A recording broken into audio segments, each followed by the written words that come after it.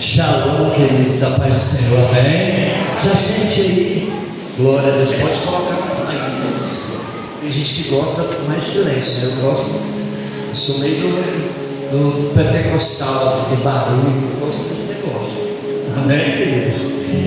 Quero aqui agradecer esse Deus maravilhoso por essa oportunidade de estar aqui mais uma vez, pastor André, pastora, a irmã Eliane, sempre está lembrando de nós. Eu creio assim, que quando o pastor, o irmão que está à frente do trabalho, o irmão que está à frente do trabalho, que lembra de nós, e o pastor permite que traga, porque Deus direcionou. Então, eu creio que Deus tem muita coisa para nós. Já ministrou, está ministrando. A presença de Deus já é real neste lugar. E Ele só vai completar a boa obra, porque Ele é fiel. Amém, queridos? E eu creio, viu, irmão? Eu creio que a presença era tão grande naquele lugar que os presos não queriam a liberdade humana, mas queriam a presença de Deus. Aleluia. Amém? Eu fico assim maravilhado, porque não existe nada melhor na vida de um ser humano do que a presença de Deus. Muitas vezes o mundo, as coisas dessa terra, porque nós estamos nessa terra, nos leva a buscar muitas coisas daqui, mas não existe nada mais importante do que a presença, porque a presença nos proporciona as coisas dessa terra. Por isso que o texto vai dizer que quando nós estamos na presença, a própria presença providencia aquilo que nós necessitamos e precisamos. Amém? Nós estamos aqui num culto de missões, né? E eu quero dizer para vocês que foi a primeira vez. Eu já vim aqui algumas vezes. Eu fui para uma reunião no nosso ministério, e terminou a reunião 15:07 e eu disse para o pastor Renato: vamos, porque eu não gosto de chegar. Eu não chego atrasado no culto nenhum, nem no lugar que eu vou estar. Nem quando eu vou pegar fora em Goiânia, esse lugar onde eu saio com bem antecedência para não chegar atrasado. A coisa mais feia é quando o pastor vai ministrar fora e ele chega na hora da palavra. Uma vez ele fez isso lá na Novidade de Vida. Eu disse para ele: não me chame mais. Uai, o pastor foi? Eu falei: não, você só chega aqui para pregar, você não entra nem no ambiente. Eu nunca mais cheguei aqui. Porque nós estamos aqui por um propósito que foi dito: adorar, louvar, receber, entrar nesse ambiente espiritual e ser cristão. Nós nos doamos a esse Cristo, nós nos entregamos a esse Cristo, e Ele é tão lindo e tão maravilhoso que Ele retribui a nós. Amém? E o que acontece? Quando eu vi, para não chegar atrasado, eu comecei a passar mal. A disse, a outra irmã também disse. E realmente, desde a hora que eu entrei dentro do carro, eu entrei daqui, eu vejo que o mundo espiritual está em guerra. Porque enquanto Deus ministrou sobre as nossas vidas, porque se você não recebeu, eu vou dizer para vocês: eu já recebi. Eu já sinto a presença do Espírito Santo. Então fique atento, porque o inimigo quer nos roubar isso. Aquilo que Deus veio nos entregar nessa noite, que já recebemos e que Ele vai completar sobre as nossas vidas. Amém? Eu falei para o pastor Renato, eu falei: estou tremendo, estou com as pernas tremendo, eu preciso de uma água. E ainda bem que Deus usou a irmã, a hora que você quer, eu vou socorrer. Então, queridos, o mundo espiritual é muito real. Nós precisamos entender isso. O mundo espiritual, na verdade, ele é mais real do que o mundo físico.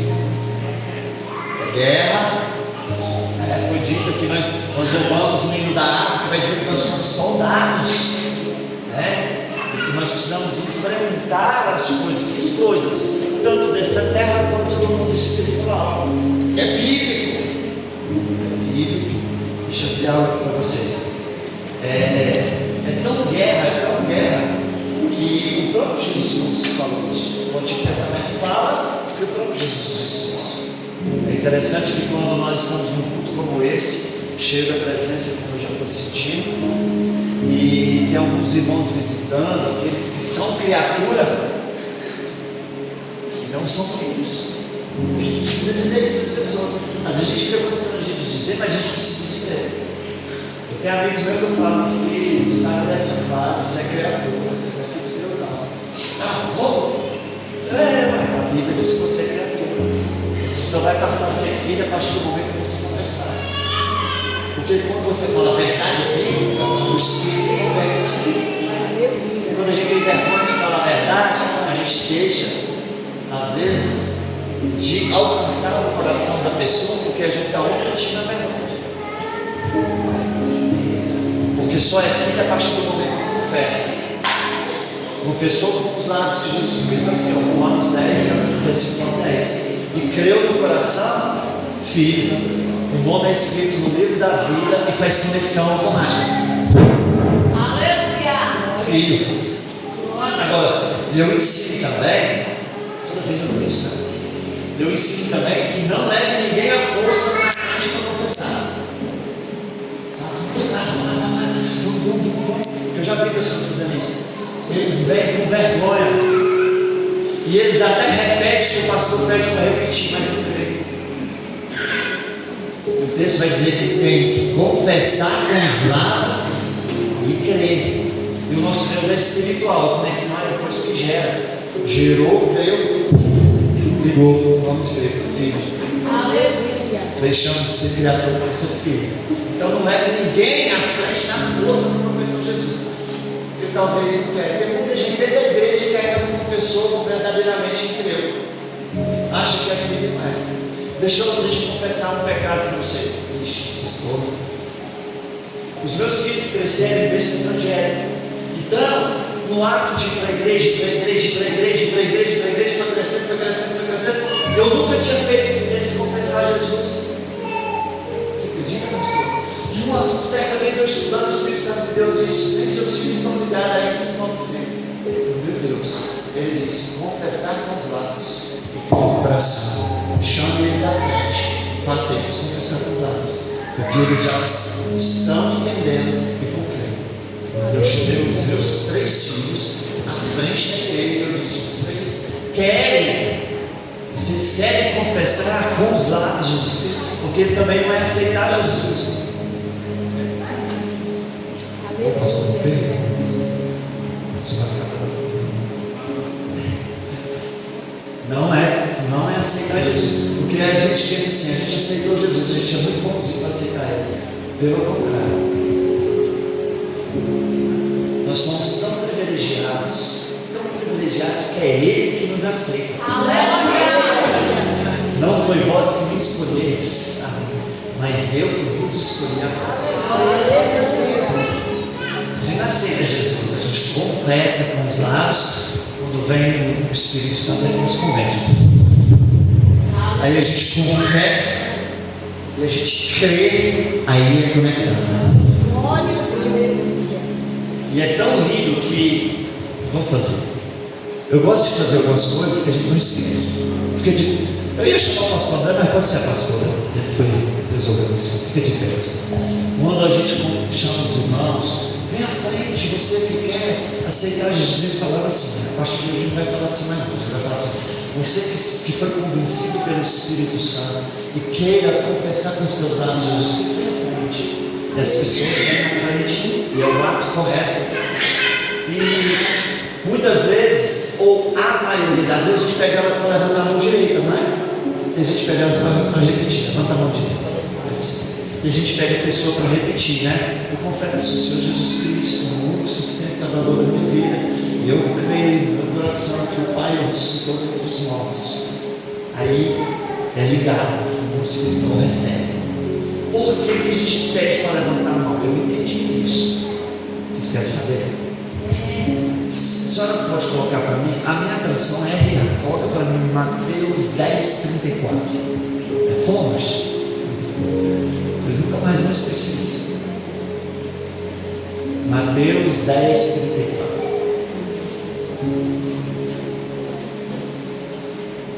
Olha isso. Não cuideis que vim trazer paz. Quem está falando isso é Jesus, não é eu não. Porque Jesus não veio trazer paz à terra. E o que ele veio trazer? Você acha que isso aqui é um travesseiro? Quando confessa com os lábios, crê no coração, Jesus entrega a espada. Aleluia! É guerra. Soldado. A partir daquele momento no mundo espiritual você se torna um soldado ou uma soldada de Cristo. Aleluia! E não é para dormir, é para guerra. Aleluia! Aplauda Jesus por isso. Então, queridos, nós estamos no culto de missões. E missão é você guerrear, a missão é você cumprir o ID do Senhor. E ao cumprir o propósito e o ID do Senhor, você vai encontrar guerra, você vai encontrar desafios. Você acha que é fácil o pastor André fazer o trabalho que ele faz? Você acha que esses pastores, eu estou aqui puxando saco deles, não, eu não preciso disso. Vocês acham que esses pastores não recebem retaliação maligna, dardo do inimigo o tempo todo, guerra o tempo todo, pelo lindo trabalho que eles fazem, tanto ministerial para a igreja e principalmente lá fora? Esse trabalho lindo é guerra, irmãos. Para cumprir missões é guerra. E nós precisamos, como homens e mulheres de Deus, entender que nós não viemos nesse mundo para descansar e ficar de boa, não. Nós viemos nesse mundo para cumprir um propósito, e é guerra. Eu não vou lugar, não, eu vou terminar no horário aqui. Eu não sei se vocês sabem, se não sabe, aprende, e se sabe, ouve novamente. Eu fui a Israel algumas vezes e eu presenciei com os meus olhos. Em Israel, com 14 anos, quantos anos que eu disse? 14.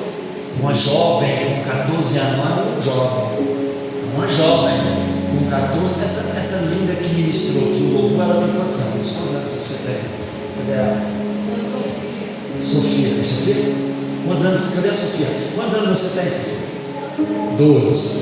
Não, Sofia ainda tem 12. Com 14 anos, as meninas e os meninos em Israel se alistam no exército. E é com maior alegria do mundo. Sabe por quê? Eles entendem que eles estão em batalha para defender o seu país e o seu Deus. Porque o Deus de Israel é o Deus Todo-Poderoso, Deus Jacarão de Israel. Eles amam entrar no exército porque eles se sentem honrados de ser soldados do Deus Altíssimo. Eu fui em alguns lugares de Israel, a gente chega, eu fui no Rio Jordão, cheguei lá e eu vi uma jovem com aqueles metros, sei lá como é que chama, aqueles fuzis, igual tem no Rio de Janeiro, esse grandão, nem entendo disso. E eu olhei, estava tão pesado, você via que estava pesado para ela. E ela aqui, ó, filho. E eu conversando com o guia, conversando com o apóstolo, conversando com o bispo, eles me explicando, me ensinando. Aqui é assim. Eles amam. A última vez que teve uma batalha terrível em Israel, se você for buscar aí na internet, eu não tenho redes sociais, mas me mostraram como que eles se preparam para a guerra. Vocês querem saber? Eles ficam no pátio do quartel adorando ao Senhor, todos, em uma só voz. Olha o preparo para ir para a guerra. O armamento está aqui com suas fardas, levantam a mão direita e começam a adorar o Senhor. Depois que vocês pesquisam o que eu estou dizendo para vocês verem, é a coisa mais linda do mundo. E não é diferente quando a gente trata de nós, os gentios, que fomos alcançados por Cristo. Porque quando Ele nos alcança para um propósito. Amém? Abra sua Bíblia por gentileza. Em 2 Timóteo, capítulo de número 4. 2 Timóteo, capítulo de número 4.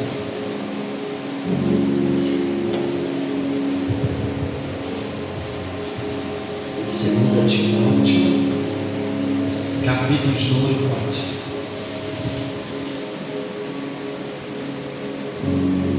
Diz assim: conjuro-te perante Deus e Cristo Jesus, que há de julgar vivos e mortos pela sua manifestação e pelo seu reino. Prega a palavra. Vocês sabem que quem está escrevendo essa carta é o apóstolo Paulo. Ele está escrevendo para o seu filho Timóteo. E é a segunda carta, ok? Ele está dizendo assim para Timóteo: prega a palavra, insista, quer seja oportuno, quer não, corrija, repreenda, exorta com toda a longanimidade e doutrina, pois haverá tempo em que não suportarão a sã doutrina. Pelo contrário, cercar-se-ão de mestres segundo as suas próprias cobiças, como se sentindo coceira nos ouvidos, e se recusarão a dar ouvidos à verdade, entregando-se a falas. Tu, porém, ele está dizendo para Timóteo, tu, porém, se sóbrio em todas as coisas, suporta as aflições, faz o trabalho de um evangelista, cumpre cabalmente o teu ministério. Quanto a mim, estou sendo já oferecido por libação, e o tempo da minha partida é chegado. Combati o bom combate, completei a carreira e guardei a fé. Se assenta com a Bíblia aberta, se escolhe. Amém, queridos? Olha isso. Como eu estava dizendo aos irmãos, o apóstolo Paulo, quando ele escreve essa carta, isso é importante você entender, para nós entendermos o texto. Quando ele escreve essa carta, eu não sei se você sabe, nós lembramos juntos, o apóstolo Paulo foi preso em Roma 2 vezes. A primeira prisão de Paulo em Roma, ele foi levado, tem toda uma história, e ele ficou preso em uma residência. Eu tive o privilégio de conhecer essa casa. Uma casa normal, ele foi preso numa casa. E ali tinha soldados romanos guardando, né? E é nessa casa que ele escreve a maioria das suas cartas. A maioria das cartas de Paulo é escrita nessa primeira prisão. Mas essa agora de Timóteo não é na sua primeira prisão, é na sua segunda prisão. Na sua primeira prisão, ele ficou um tempo preso, e depois de um tempo ele foi liberado, ele foi solto dessa prisão em Roma. Então ele continuou cumprindo as suas missões, ele continuou cumprindo o propósito onde ele foi levantado. Mas depois de um tempo, o imperador Nero, depois de uma confusão em Roma, eles lembraram de Paulo e perseguiram novamente Paulo. Estou resumindo para você entender, e prendeu ele de novo. Só que agora, esse texto que nós estamos vendo é a segunda prisão. Só que essa prisão não é igual à primeira.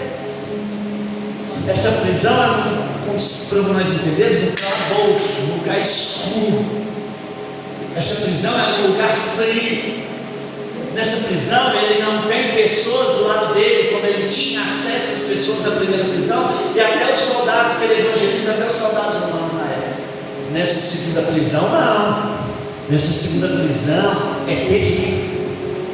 E para piorar tudo, a segunda prisão é a certeza que agora a espada vai ser passada na sua cabeça.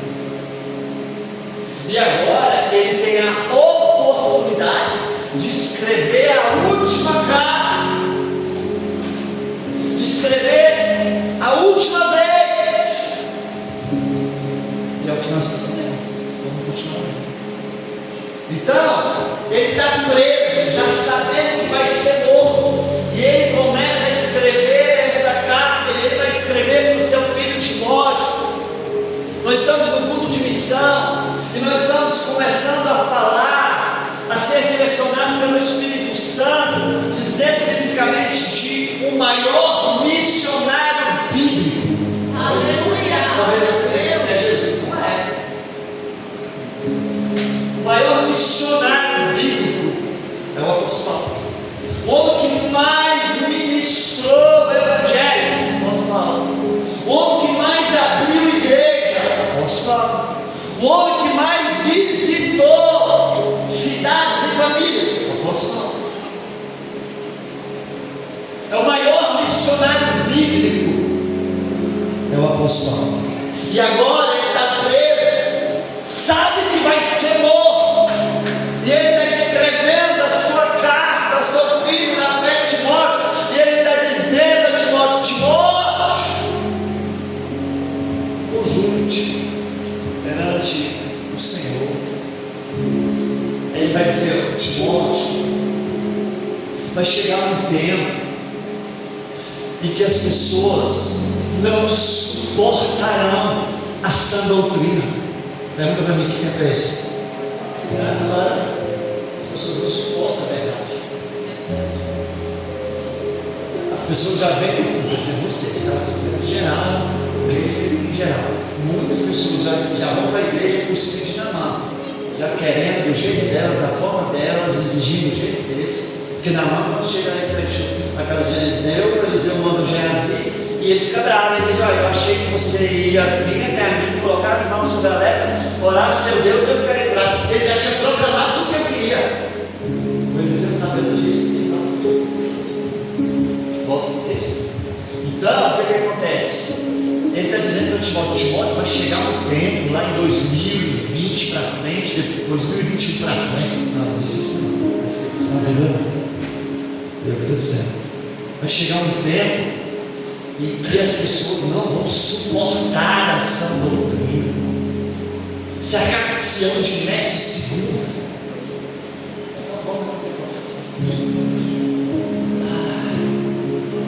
só vão querer ouvir o que querem. Quando não ouvirem o que querem, vão murmurar e reclamar. Eu ouvi uma frase, essa semana eu ouvi uma frase assim: não existe e nunca vai existir líder bom com um coração rebelde. Você pode amar, você pode cuidar, você pode zelar, você pode pôr dinheiro, você pode pagar luz, você pode pagar água, você pode dar cesta básica, você pode fazer compra, você leva o remédio, você cuida de casa, você faz seu coração rebelde, você não vai ser bom. Primeira vez que você falar não para essa pessoa, você não presta para ela. Eu não sei vocês, eu passo por isso. Então, ele está dizendo: Timóteo, vai chegar um tempo que as pessoas não vão suportar essa doutrina. Se a Cassião de Mestre segundo, como você nos ouviu, ele está dizendo: as pessoas só vão querer procurar Deus para ouvir o que querem, e não a verdade. E ele disse: além de não suportar a sã doutrina, sabe, vão se cercar de mestre. Porque o que mais tem, eu não sei vocês, se vocês estão percebendo isso, o que mais tem são pessoas se lançando nas redes sociais, direto os meninos me mostram, e é revelação atrás de revelação, está demais, está demais. Sabe o que eu vi com o pastor? Conversando com ele assim, ele tem muita intimidade, conversando com ele. Ele me soltou, eu fiquei assustado. Ele diz: eu não estou preocupado com o altar, estou preocupado com o que eu faço. Aí assim, eu falei para ele, né? A minha mente falou assim: meu Deus, ao nível que nós estamos chegando nos tempos de hoje. Eu ouvi. Então, está acontecendo tanta coisa. E ele vai escrever a carta a Timóteo, está dizendo: não suportará essa doutrina, se a Cassião de Mestre segundo como você nos ouviu, e se recusarão a dar ouvidos à verdade, entregando-se a fábulas. Aí ele vai virar para Timóteo escrevendo, vai dizer: tu, porém, existe os remanescentes. Sempre vão existir pessoas aqueles que amam a obra, amam o reino, amam as vidas, paga preço, faz missões, está lutando, mas está fazendo, está guerreando, mas está fazendo, contra-ataque, mas está fazendo, está chorando, mas está fazendo, e ainda existe. Aleluia, glória a Deus. Aí ele vai dizer: tu, porém, Timóteo, seja fiel, faz o trabalho de um bom evangelista, suporta as aflições, Timóteo, suporta as aflições. Aí ele vai dizer para Timóteo: porque a minha hora é chegar, a minha partida é chegar. Ele sabe o que não. Por isso ele escreve para Timóteo, e ele vai dizer assim: combati o bom combate. Fala de quê? De guerra. Só combate tem guerreiro. Ele está dizendo para Timóteo: combati o bom combate, Timóteo. Foi guerra, mas sabe a história do mal. Esse homem só sofreu. Combati o bom combate. Não foi fácil, mas continuei. Foi difícil, eu fui cuspido, açoitado, quase morto, caluniado, traído. Tudo de ruim aconteceu, mas eu combati o bom combate. Timóteo, eu vou morrer, mas eu combati o bom combate. Timóteo, suporta as aflições, porque eu suportei. Igreja, é o momento de nos levantarmos, sabe, como filhos dispostos a guerrear por esse Deus. Aleluia, Há algo lindo que nos espera, galardões que nos esperam, e será para aqueles que estão dispostos a guerrear. aleluia. Ele diz: combati o bom combate, completei o que? Ele está dizendo, sabe o que ele está dizendo? Ele está dizendo assim: o propósito ao qual eu fui enviado e escolhido por Cristo, eu completei. Glória a Deus. O propósito ao qual eu fui escolhido, eu fui até o fim. É isso que ele está dizendo para Timóteo. Eu não desisti, eu não parei no meio do caminho, eu não recuei. Foi difícil, foi combate, foi guerra, mas eu completei. Missão é quando nós entendemos o propósito para qual Deus nos chamou. Sabemos que existem as missões, os trabalhos, eu sei disso. Eu estou dizendo que a maior missão é entender aquilo que Deus nos chamou, o propósito para qual Deus nos chamou para cumprir. E Deus nos escolheu, nos tirou de criatura para filho, para um propósito. Ele diz: completei a carreira. Eu acho lindo que ele fala: guardei. Ninguém tomou. Guardei a fé. Não foi os açoites que me tirou a fé. Não foi as lutas que me tirou a fé. Não foi o sofrimento que tirou minha fé. Independente do que eu passei, eu guardei a fé. Sabe, combati o bom combate, completei a carreira e guardei a fé. Queridos, é sobre isso.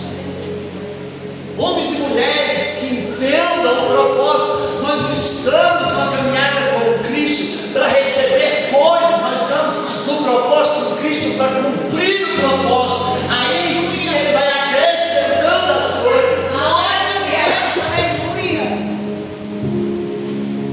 E é isso que ele está escrevendo para Timóteo. Nós estamos vivendo um tempo tão complicado nos dias de hoje, e que as pessoas não querem mais saber a verdade.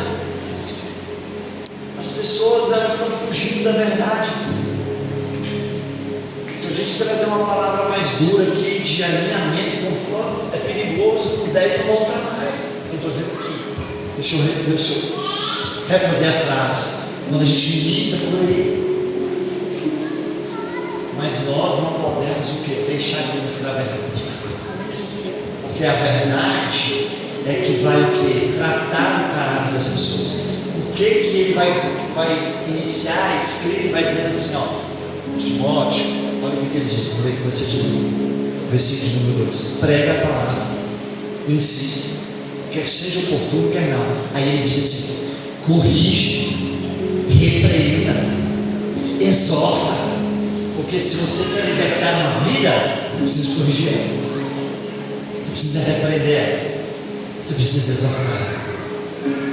Eu vou dizer que nós segredo e a gente quer ter uma liberdade. O pastor Renato comigo tinha uma mania quando ele chegou na novidade de vida, mentirinha, faz mentirinha para a esposa, assim. Só que é incrível, uma mulher quando ela é de Deus, não adianta você tentar esconder que o Espírito Santo de Deus vai mostrar para ela. Você pode tentar, mas o Espírito Santo de Deus mostra. E direto a pastora Noé descobriu as mentiras dele, virava o quê? Briga com ela. Aí ele chamava a gente para lá. E eu fui percebendo que era tudo por causa de uma mentira. Nada muito grave, mas a mentira. O que é a brecha? É a brecha. O casamento é aquela coisa. Lá atrás, muitos anos atrás, um dia eu chamei ele e falei assim: deixa eu te falar uma coisa. Que dia que você vai virar homem? Vai, moço. Vai nada. Você não é homem, não, rapaz. Não está ali, ó. Não foi meu ouvido. Foi mentira, vira homem, rapaz. Você tem que virar homem, parar com essas palhaçadas suas, essas mentiras suas. Sabe que dia que vai o seu casamento melhorar? A paz vai reinar sobre a sua casa? O dia que você ser sacerdote de verdade. Você tem que parar com isso. Que lindo. O sacerdote da casa com mentira para a esposa, para os filhos. No livro você quis. Na época você ligou para ele, queria me dar um não sei. Aí eu disse para ele: cara, se posiciona. Nunca mais. Aí começou, sabe o quê? A mulher encheu o saco. Cadê? Pastor, qualquer coisa pode fazer isso aqui, tudo é verdade. Reclamando, murmurando. E quando a gente saía para comer alguma coisa, uma pizza, alguma coisa, ela maltratava ele na frente das pessoas. Chega aí, vamos fazer um combinado nas coisas. Já se sabe que não. Se posiciona como sacerdote. Como você se posicionou para se corrigir, agora você tem que se posicionar para não no lugar dela. Nós vamos, vai terminar o culto, nós vamos sair para comer uma pizza, eu vou chamar vocês, e ela vai fazer a falta de educação de novo, que ela tem feito direto. Quando ela fazer a falta de educação, você vai dar um tapa na mesa, está liberado. Você vai dar um tapa na mesa, deixa esse povo cair, não tem problema, meu filho. Você vai falar para ela assim, porque eu me posicionei como sacerdote, e a partir de hoje eu não aceito você falar mal de mim na frente de mim. Derrota. Sabe, aí quer até chorar, né? Para, nunca mais. Dá volta para o Cristo. Infelizmente, nós seres humanos, eu me incluo nisso, muitas vezes precisamos ser confrontados, corrigidos. O meu bispo, foi uns 6, 7 anos atrás, me corrigiu. Eu acho que eu tenho isso aqui. O meu menino pequeno, fazendo bagunça na igreja, correndo, eu corrigia ele na frente de todo mundo. Quantas vezes eu peguei e dei palmada nele, eu estava na cabeça dele. Como é que eu falo para você não ganhar não? Porque hoje em dia os meninos que vão na igreja. O pastor está pregando, os meninos estão derrubando a igreja e a gente não faz nada. Na minha época eu fazia, batia. Só que eu batia na frente das pessoas. Ele ficava com vergonha, ficava assim, oprimido. O meu bispo viu isso um dia. Ele disse assim: para com isso, pai. O que foi, meu bispo? Você está fazendo certo de maneira errada. Depois vocês me chamam para outra conversa com ele. Você está corrigindo o seu filho, você está fazendo certo, mas você está conduzindo de maneira errada. A forma que você faz, você constrange ele e vergonha ele. Você está errado, filho, pessoal. Se você quer corrigir ele, até se for preciso, leve ele no banheiro. Dá umas palmadas lá no banheiro, agora no fim dos irmãos, mas isso nunca mais bate ele. Então nós precisamos ser corrigidos. E é o que o apóstolo Paulo, voltando para o texto, vai dizer para Timóteo: Timóteo, exorta, corrige, repreenda, porque vai chegar um tempo que as pessoas não vão suportar. Deixa eu continuar o texto. Meu Deus, pastor. Continua lendo comigo, por gentil. Versículo, ele diz o 7. Combati o bom combate, completei a carreira e guardei a fé. Já agora, olha o que ele diz na carta para o Timóteo. Já agora a coroa da justiça me está guardada, a qual o Senhor reto juiz me dará naquele dia. Na sua Bíblia está dia com D maiúsculo, é o dia do tribunal do Cristo. E não somente a mim, mas a todos os irmãos em Lusiânia. Aleluia. Vai, não está escrito aí não? É só você ler o texto. Timóteo, essa coroa que me aguarda, ela não é só para mim, mas ela é a todos os irmãos. Glória a Deus. Aleluia. Olha o que ele vai continuar dizendo. Procura vir ter comigo depressa. Ele está dizendo, Timóteo, vem me visitar depressa. Olha o que ele diz. Porque Demas, tendo amado o presente século, me abandonou e se foi para Tessalônica. Crescente foi para a Galácia, Tito para Damasco. Sabe o que ele está dizendo? Muitos que me seguiam me abandonou, porque estão amando o presente século. Alguma coisa semelhante? Eu não sei aqui, mas na novidade de vida tem gente que é apaixonada pelo mundo. Apaixonado pelo mundo. Eu tenho um amigo que é apaixonado. Ele está dentro da igreja tirando foto do céu. Tu vai, meu filho, você é apaixonado pelo mundo. Você sai da porta para fora, você faz só coisa errada. E é o que o apóstolo Paulo está dizendo para Timóteo. Timóteo, vem você ter comigo. E vem depressa. Ele vai dizer porque fulano me abandonou. É amado. Coisa de sério. Nós estamos vivendo nessa época. Pessoas que elas até estão ouvindo de Deus, mas elas são apaixonadas pelo mundo. E olha o que ele vai dizer no 11: somente Lucas está comigo. Toma contigo Marcos e traz-os, pois me é útil para o ministério. Eu não sei se você sabe, uma das suas missões, irmã Léa, uma das suas missões de Paulo, das suas missões, ele leva Marcos. Só que Marcos foi com preguiça. Depois vocês leem, só estou traduzindo para vocês entenderem. E Marcos não faz da forma que precisava fazer. Ele volta. Quando ele vai para outra missão, o Barnabé quer levar quem? Marcos. Porque Marcos era o filho do Barnabé. Aí ele diz assim: Marcos vai comigo lá, preguiçoso. Depois vocês vão lá, Atos. Marcos não vai comigo não, preguiçoso. Não está escrito preguiçoso, não, eu estou dizendo. Mas Deus vai entender isso. Não cumpriu o propósito. Aí Barnabé fica o quê? Chateado. Ah, se meu primo não for. Mas vocês entendem que vai ser, né? Porque Barnabé achou que o apóstolo falou que era Marcos. Mas depois ele foi a primeira vez. Aí o que acontece? Agora ele está perto de ser morto, escrevendo sua última carta. Ele lembra de quem? Do Marcos. Ele vai dizer para Timóteo: traz Marcos. Fala para ele que ele é útil. Aleluia. Fala para ele que ele é útil. Olha isso aqui. Ele vai dizer assim: somente Lucas está comigo. Toma contigo Marcos e traz-os, pois me é útil para o ministério. Traz Marcos que eu vou ensinar ele. Traz Marcos que eu vou direcionar ele. E olha o que ele continua dizendo: quanto a ti, mandei a Deus. Quanto vieres, olha isso, igreja, eu já estou indo para o final.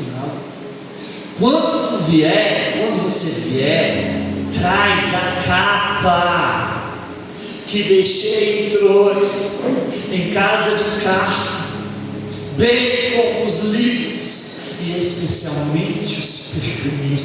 Olha pastor, olha o que ele está escrevendo na sua última carta. Está prestes a ser morto, o homem está preso, um calabouço frio. Aí ele lembra da capa que ele esqueceu lá na casa do irmão. Ele diz: Timóteo, passa lá na casa do irmão, traz minha capa. Mas não esquece de trazer os livros. E a gente tem a Bíblia o dia inteiro tendo isso. Isso é missão. O missionário entendido que é missão. É mais ou menos assim: eu vou morrer. Eu não sei que dia que eu vou morrer. Já foi decretada a morte na minha vida. Vem logo, Timóteo. É minha última oportunidade de escrever a carta. Vem logo, vem depressa. Traz Marcos. E outra coisa, pega minha capa. Mas não esquece de trazer os livros. Mesmo indo para a morte, continuarei estudando sobre Cristo.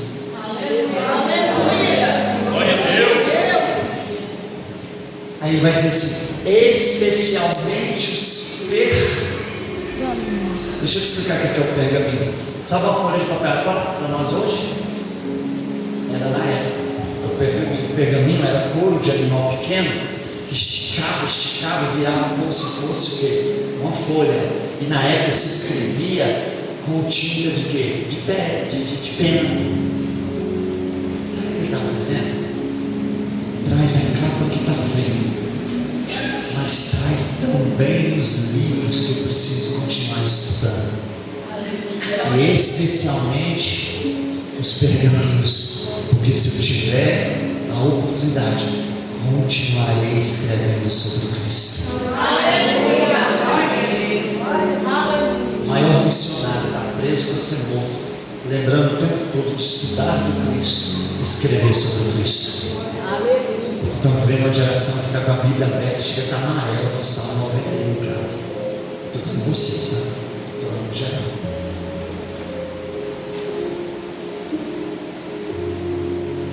Pronto para ser morto e preocupado em estudar. Pronto para ser morto e preocupado em escrever. E nós preocupados pela internet ficar 4 horas no celular. Temos irmãos que eu falo: meu Deus, você investe 5 horas, 4 horas de celular. Eu falo para eles que eles saem uma mão, de dentro do celular sai uma mão assim, e toma a mente deles. Aí eles ficam presos lá, achando que só está 2 minutos, na verdade é 2 horas. E a gente fica 4 horas, 5 horas no celular, mas não preocupa em abrir o texto bíblico. O apóstolo Paulo, o maior missionário bíblico, o homem que mais viajou, que mais abriu igreja, que mais ministrou o evangelho, que mais ganhou alma para Jesus, que mais abriu vários pontos estratégicos para ministrar a palavra.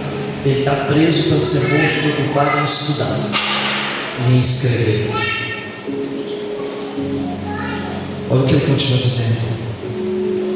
Agora é forte. No 14 diz assim: Alexandre, o ladroeiro, casou-me muitos males. O Senhor lhe dará a paga segundo as suas obras.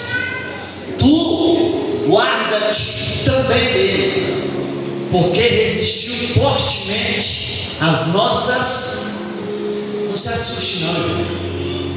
Infelizmente tem pessoas que a gente tem que afastar delas. Mas a missão não é cumprir o índice. Mas tem pessoas que elas não querem, e elas vão ser usadas pelo inimigo para atrapalhar a sua missão. O apóstolo Paulo está dizendo para Timóteo: Alexandre trouxe muitos males, resistiu fortemente às nossas palavras. Se você for olhar lá em 1 Timóteo, ele falando de Alexandre, ele vai dizer assim: eu entrego até para Satanás. É de Alexandre, ele está falando lá em 1 Timóteo, eu entrego a Satanás. E infelizmente tem pessoas que elas, além de não querer, elas querem atrapalhar as que querem. E qual é o propósito do inimigo? É pegar essas pessoas e elas sabem onde? Vai caminhar onde? Dentro da igreja.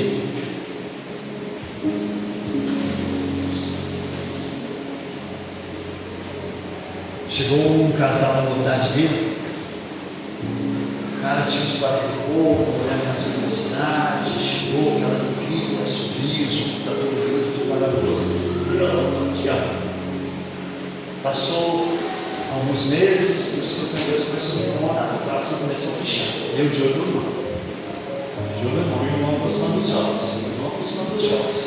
Meu coração fechou. E eu comecei a pagar um preço, Aí Deus me levou a vocês. Falei, deixa comigo. Acaba bom pra passar esse papel. Já mandei embora da igreja.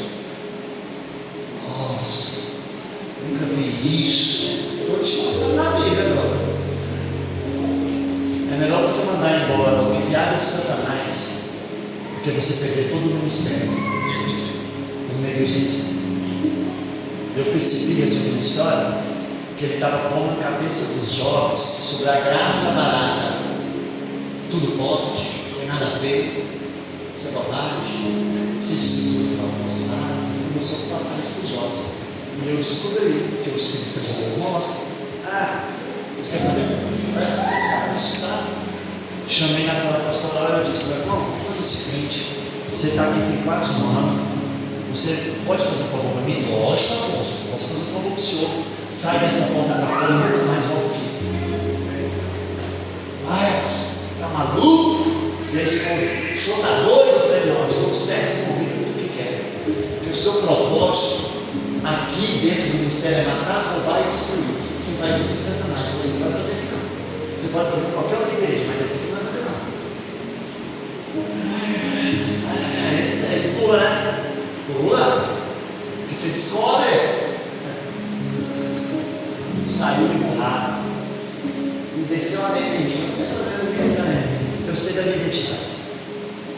Foi para outra igreja, não ficou. Foi para outra igreja, não ficou. Foi para outra igreja, não ficou. Resultado: os 2 filhos desviaram, separaram da esposa, voltou para as drogas e ela casou com outra. Se eu deixo, ia destruir a vida dos jovens. Eu só estou te dando um exemplo, eu tenho medo dos 10. Vocês vão ficar assustados. E o Paulo volta para o texto, que o meu tempo está acabando, está dizendo para Timóteo: o Alexandre me trouxe muitos males, me resiste fortemente a nossa palavra, afasta você também dele. Está escrito, gente, olha aí, minha irmã. Alexandre Latoeiro casou, pode deixar lá, muitos males. O Senhor, com S maiúsculo, Deus lhe paga segundo as suas obras. O que ele está fazendo de ruim, Deus vai cuidar dele, vai meter um pega nele. Vai. Tu guarda-te também dele. Se ele aparecer por aí, salta fora. Tem irmãos dentro das igrejas que são enviados de Satanás. Onde que eu estou falando que está? Está cheio. Um pastor amigo meu me ligou e disse: apóstolo, tem como o senhor me orientar na situação? Se o senhor puder me ajudar? Eu disse: se eu puder, na hora. Porque ele me contou a história, eu resolvi nada. Chegou um pastor aqui, e ele está aqui uns meses com a gente, mas esse pastor está me trazendo tanto problema. E dá palpite em tudo, questiona tudo, tudo está ruim, nada está bom. Aí eu falei: você quer que eu resolva como? Ele disse: não, só queria ouvir do Senhor. Eu disse: manda ele embora. Ué, chega para ele e fala: pastor, vai fazer inferno em outra igreja, aqui não. Ué, gente, eu sou ser inteligente. Aí eu fiquei assustado. Tem várias passagens bíblicas. Se eu te dizer que Jesus fez isso, vocês assustam mais a coisa. Eu dou só um exemplo de Jesus, tem vários que ele mandou embora. Vou falar do jovem rico que ele não mandou embora, mas ele tem uma banana bem grande para o jovem rico. Senhor, o que faz para herdar essa nação? Os mandamentos, todos os mandamentos eu cumpro. Eu dentro do coração do jovem e disse assim: soberbo, vende tudo que tens e dê aos pobres. Diz que o jovem virou as costas e foi embora. Jesus, sabe o que Jesus fez? Foi para o outro lado e foi embora. Não, eu te coloco na Bíblia e teria que ele fez isso. O problema é que a gente quer ser bom demais. E a gente deixa as pessoas atrapalhar o nosso propósito e as nossas missões. Nem minha mulher me deixa atrapalhar. Um dia, eu já falei assim antes. Um dia após, há muitos anos atrás, ela falou: estou cansada. Aí eu já peguei. Aí ela falou: não, o que está acontecendo? Os irmãos não valorizam. Aí começa.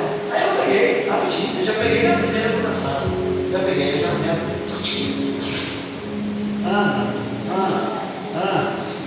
Quando ela perguntou, eu falei: você perdoou? Não, perdoou. Eu não sei você. Eu quero voar cada vez mais alto na presença de Deus. Se você não quer, minha filha, eu te respeito. Mas não tenta me parar. Se você tentar me parar, vai dar ruim. E Deus vai te pegar. Mexe comigo, não.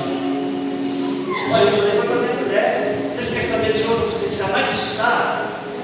Comecei a ter um problema na equipe de louvor. Mas você está escandalizando. Vou brigar. Problema na equipe de louvor. Entrava dentro do carro da minha esposa, pastor. Levando, não sei o que, mulher. Eu nunca vi esse povo gostando da conclusão. É mais assim, né? Ouve, mas é 99% igual. Aí, eu vou, tá bom, vamos ajustar, vamos lá, me ajuda para comprar isso, vamos ajustar. No outro louvor, mesma coisa. No outro louvor, mesma coisa. Juro. Pensa no que começa a gerar dúvida, meu coração começa a. Eu vou para o joelho. Um dia eu estou no culto aqui, pensando no louvor, começando a sentir a presença de Deus, de repente eu mente, aquele clima, eu vi minha esposa olhando para minha filha, aquele trem, eu vi que as duas estavam arruinadas, e na hora eu falei: Deus, não gosta de sua esposa.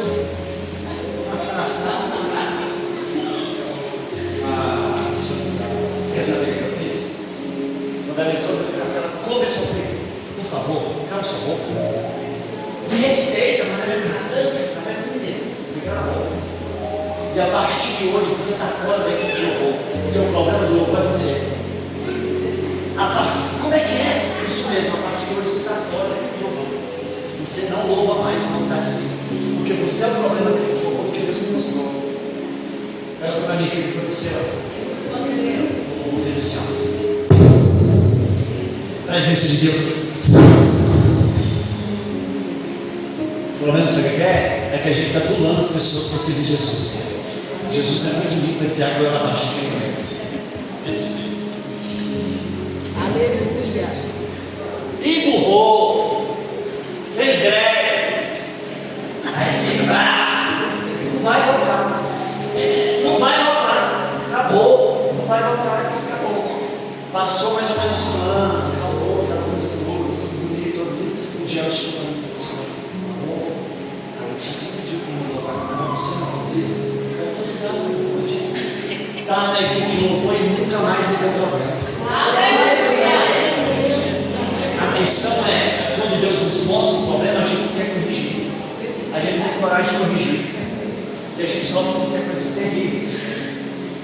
Por isso que o apóstolo Paulo está dizendo para Timóteo: Alexandre Madureira me trouxe muitos males. Resistiu fortemente às nossas palavras. Tu, porém, afasta dele também. Não fica do lado desse cara, não. Esse cara vai te trazer problema. Ele está falando isso, é o maior missionário do mundo. O maior evangelista do mundo está dizendo isso. Você vai conhecer, gente? Mas o mundo está dando trabalho, questionando. Vai para o mundo, só pega, só traz demônio para a gente guerrear. E só demônio para a gente guerrear. Isso é problema, não quer nada. E a gente tem que amar. Jesus não amou. Puta cara. A gente ficou assim. Mas na próxima ocasião eu passava para nós. Olha o que ele diz no 15: tu guarda-te também dele, porque ele resistiu fortemente às nossas palavras.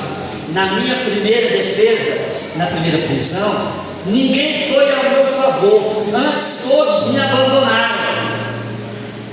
Escuta isso, olha o que ele está dizendo. Na minha primeira prisão, ninguém me visitou. O maior evangelista, o maior missionário, teve uma visita quando foi preso. Deixa eu te dizer, deixa eu te ensinar sobre missão. Uma das coisas: nunca espere nada de ninguém. Nunca espere nada de troca de ninguém. Aí ele está dizendo: ninguém me visitou. Mas olha o que ele fala, coisa mais linda: antes todos me abandonaram, que isso não lhe seja posto em conta. Eu não estou nem aí, mas o Senhor me assistiu. Aleluia! E me revestiu de força, para que por meu intermédio a pregação fosse plenamente cumprida, e todos os gentios lá de Luciana a ouvissem, e fui libertado da boca do leão. Não importa se não me visitaram, não importa se não bateram nas minhas costas, eu continuei pregando o Evangelho, eu continuei cumprindo o propósito, combati o bom combate, completei a carreira e guardei a fé. Isso é missão. Aleluia. Hoje eu estou vendo a geração que pega um copo d'água e já quer algo de troca.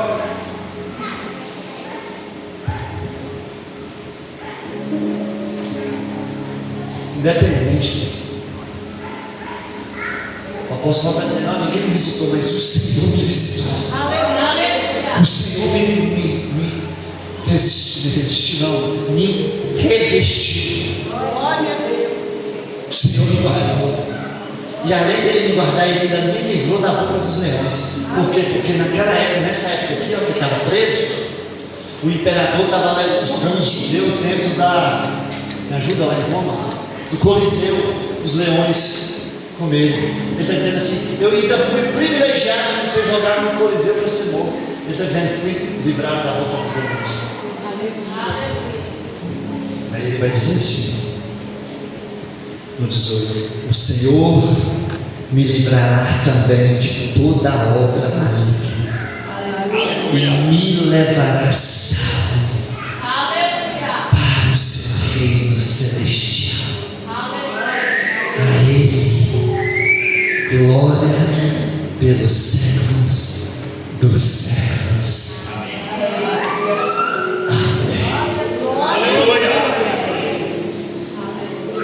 Quer ser missionário?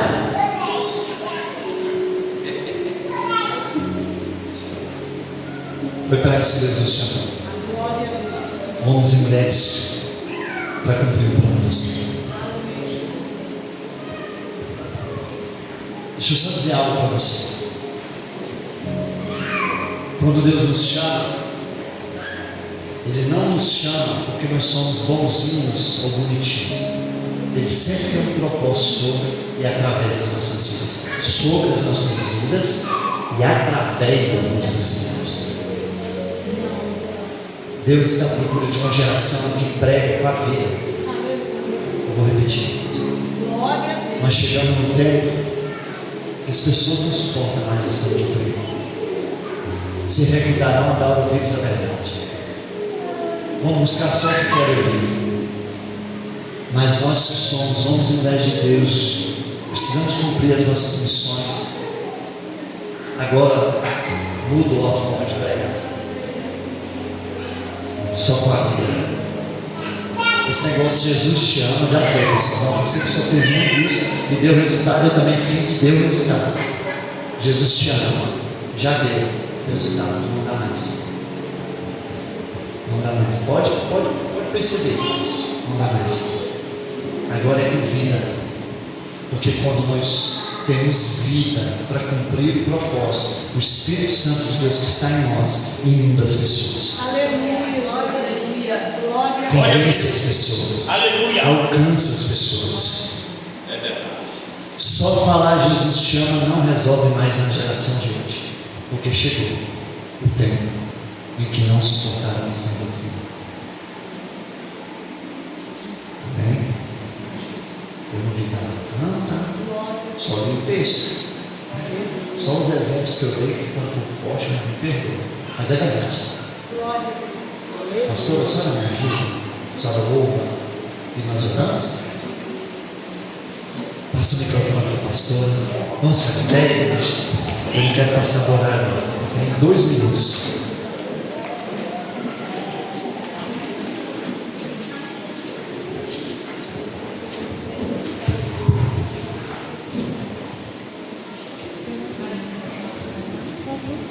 Nós vamos orar agora. A pastora vai estar louvando e nós vamos orar. Eu não sei você, mas eu continuo orando, pedindo ao Senhor que continue me mostrando o propósito qual Ele quer na minha vida e através da minha vida. E eu vou te dar uma dica preciosa. Eu entendi.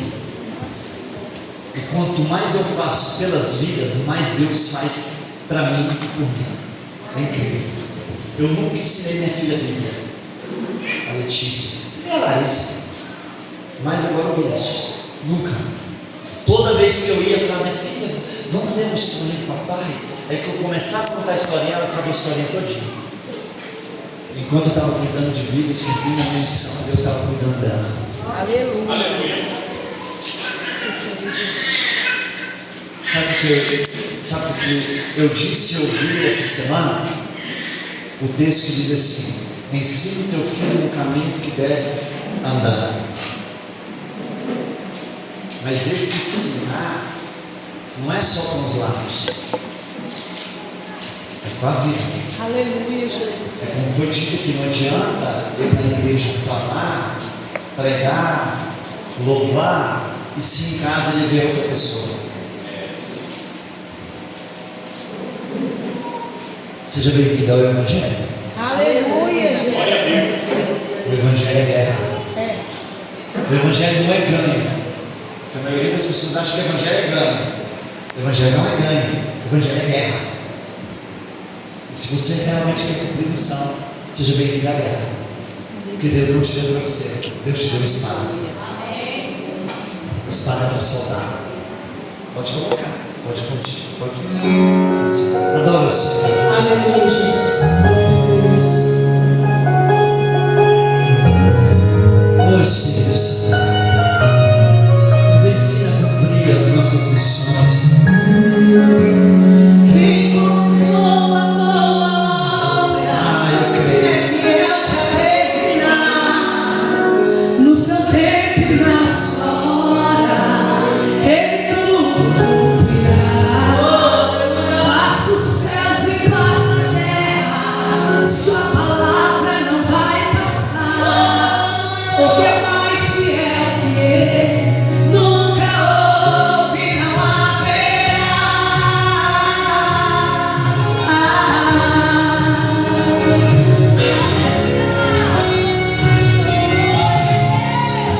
Adoro o Senhor. Adoro o Senhor. O medo vem a todo instante, naquele a fé roubar, dizendo: você já tentou demais, agora para de sonhar. E comecei a analisar, é distante da realidade, preciso raciocinar. Ouvir a